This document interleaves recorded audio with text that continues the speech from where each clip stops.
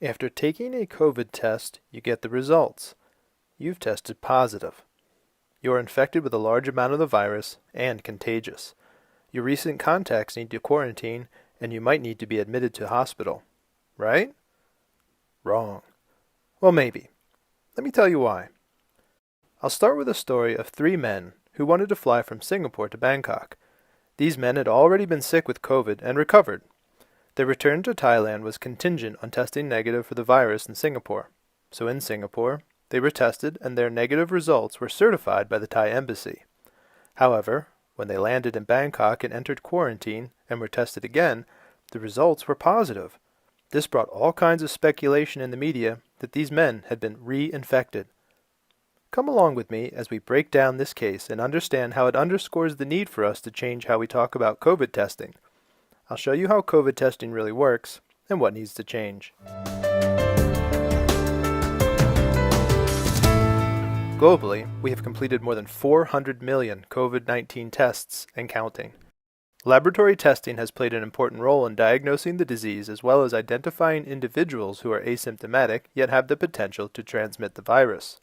In fact, testing has become an integral part of a three-pronged strategy to reduce transmission of the virus: case identification, contact tracing, and quarantine and isolation of exposed and infected individuals.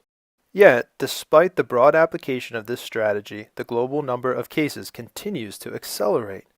So are we doing something wrong? And what can we do to improve our battle against the virus? To understand what we're doing wrong, we have to first understand how COVID testing works. Molecular tests have been the most common diagnostic tool to detect cases of COVID-19. Specifically, we're going to talk about testing using reverse transcriptase quantitative polymerase chain reaction, or just PCR testing for short. The first step is to take a swab of your nasal or throat area. That sample is sent to a laboratory where they will use the PCR technique. And they use PCR to look for specific sequences of genetic matter that are characteristic of the COVID virus. Since the bits of viral genetic matter might be tiny, PCR amplifies that genetic matter in a series of cycles. It amplifies those genetic bits over and over until there's enough to be detected. If a sample has lots of virus in it, it should only take a few cycles to amplify the viral bits enough to be detected. But if a sample only has trace amounts of the virus, it will take many more cycles to amplify that small bit of virus such that it can be detected. The number of cycles it takes until a detectable amount of virus has been replicated is called a cycle threshold, or CT. And that brings us to how we're interpreting test results wrong. Think of those two samples, one full of virus, the other with only trace amounts. In either case, the results will be returned as positive. But if you remember, the power in testing is not just knowing you're sick, but in identifying people who are infectious before they can infect others.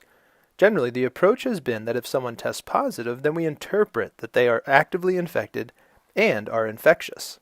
The problem is both of these interpretations are not necessarily correct. First, testing positive doesn't mean you're still infectious. To be infectious, which means being able to make someone else sick, requires two things. First, it requires that you are shedding virus. Shedding virus means that virus is found in your droplets created when you sneeze, cough, or breathe. PCR testing absolutely tells us whether you are shedding virus. The second thing infectiousness requires, though, is that the virus you're shedding is viable. In other words, that the virus can survive and grow. PCR doesn't do this. To do that, we have to isolate the virus sample in the lab, culture it, and see whether it replicates. So PCR doesn't actually measure infectiousness. But remember earlier, I talked about that cycle threshold? Well, studies have shown that there is a relationship between cycle threshold and infectiousness. So the CT can act as a good indicator of whether or not somebody is infectious. This study, published on August 13th by researchers at Public Health England, shows us exactly how infectiousness is related to the PCR cycle threshold. What we see is that at low CT values of 15 to 20, meaning lots of virus in the sample, nearly 100% of the virus that was shed was infectious. However, as the CT value increased to 35 cycles or higher, where only trace amounts of virus were sampled, virtually none of that virus could be cultured. So those individuals were not infectious.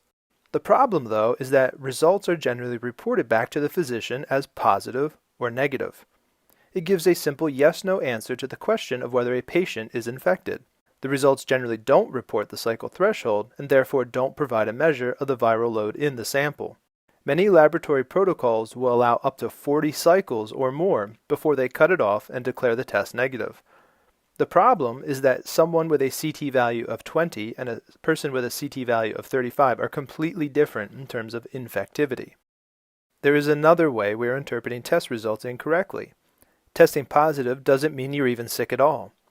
PCR testing is so good at detecting viral bits that it can even detect fragments of viral matter that our body may shed well after we've already recovered. We know this because we have documented several case studies in which virus was shed for weeks and even months after recovery. This case report from Italy shows a man who shed virus and tested positive for 63 days. One patient in China shed the virus for 3 months.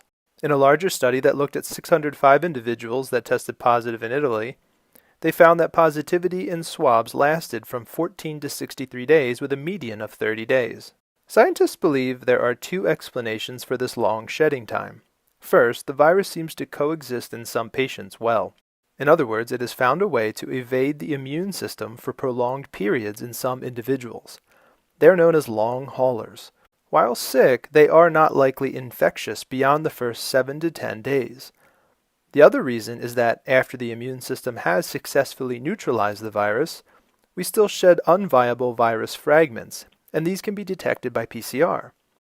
Going back to the men traveling from Singapore to Bangkok, they tested positive, but what was their CT value? And when they were tested in Singapore, at what point did they cut off the cycles before categorizing as negative?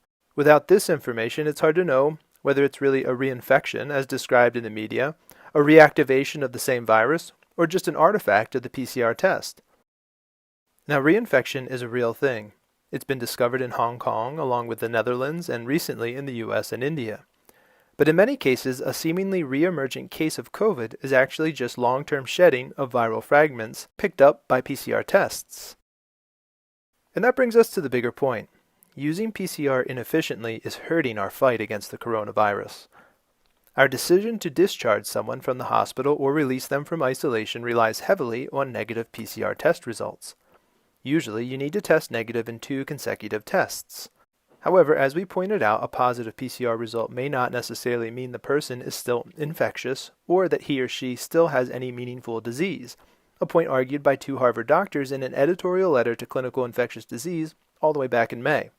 As long as someone is considered positive for COVID-19, we need to direct resources towards that individual. They may require long-term hospitalization because the positive results mean they don't meet the requirements for discharge, or contact tracers may be working to track down results without considering whether or not that person was even transmitting the disease. Or a person might be held in isolation, which takes up space that could be used by someone else. In all these cases, resources are being used inefficiently. In a report by the New York Times, they looked at testing data that included CT values from several states. In Washington, about half of results would no longer qualify as positive if the CT value was cut off at just 35. And in Massachusetts, up to 90% of positive samples barely carried any virus. Basically, none of these cases actually require isolation and contact tracing, meaning we are wasting our limited resources when we don't direct them towards the cases that need them most. All of this together hurts our fight against COVID-19. In places like Thailand, New Zealand, or Vietnam, where cases are counted in the tens, this may not be a big deal, and perhaps it's better to be safe than sorry. It just causes unnecessary scares. In many other parts of the world, though, where daily cases are counted in the tens of thousands and prevalence is as high as 20% or more, inefficiently directing resources even to a small fraction of cases adds up very quickly, never letting us get ahead of the disease. So what do we do? Experts say that we need to change 3 things about COVID PCR testing.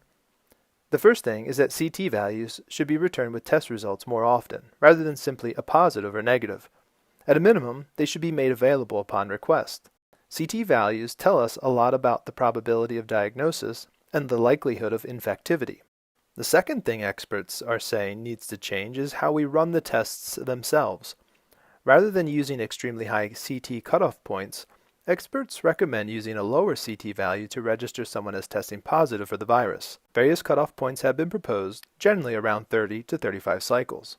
The third thing that's being called for by some is to rely less on PCR tests altogether, Because the tests are labor-intensive and require specialized equipment, many hard-hit places like the U.S. are waiting days, even weeks to hear results. Waiting this long is meaningless from a disease control or even clinical diagnosis standpoint.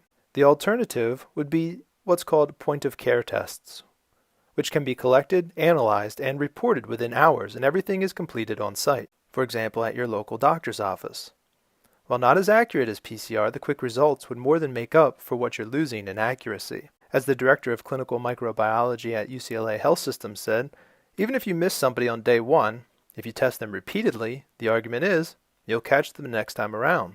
Our battle against the virus is constantly evolving, and the only way to gain the upper hand is to adapt and evolve based on experience. PCR testing is powerful, but should also be used in the appropriate circumstances. As our understanding of the complex immunological response to this novel virus improves, the way we detect and respond to the disease will also likely change. Hopefully, with these changes, we can globally suppress the disease.